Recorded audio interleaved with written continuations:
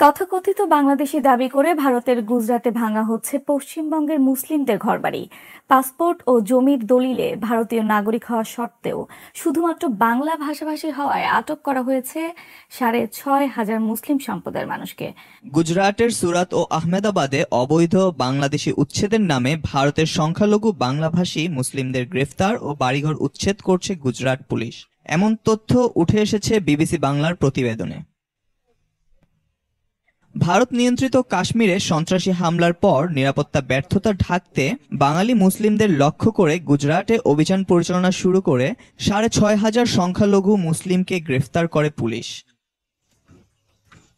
তাদের বাংলাদেশি বলা হলেও ঘটনাটি অসত্য বলে গণমাধ্যমে উঠে এসেছে।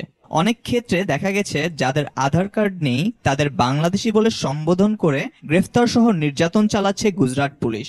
পাসপোর্ট ও জমির দলিলে পশ্চিমবঙ্গের নাগরিক হওয়া সত্ত্বেও মুসলিম হওয়ায় তাদের গ্রেফতার করে প্রশাসন।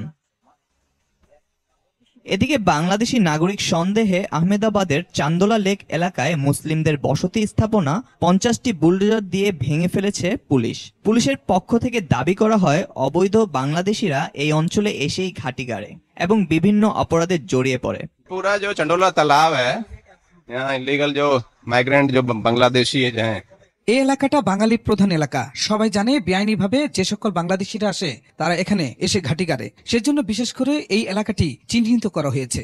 চান্দোলা লেকের ঝুপড়িতে বসবাসকারীরা জানিয়েছে তারা বাংলাদেশি নয়, তারা ভারতীয় নাগরিক এবং তারা কয়েক প্রজন্ম ধরে এখানে বসবাস করছে।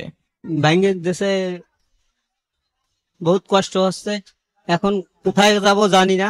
প্রজন্মের পর প্রজন্ম বেড়ে ওঠা নিজের আবাসস্থল হারিয়ে সর্বহারা মুসলিমরা কোথায় যাবে, কিভাবে জীবন ধারণ করবে তা নিয়ে শঙ্কিত ভুক্তভোগীরা।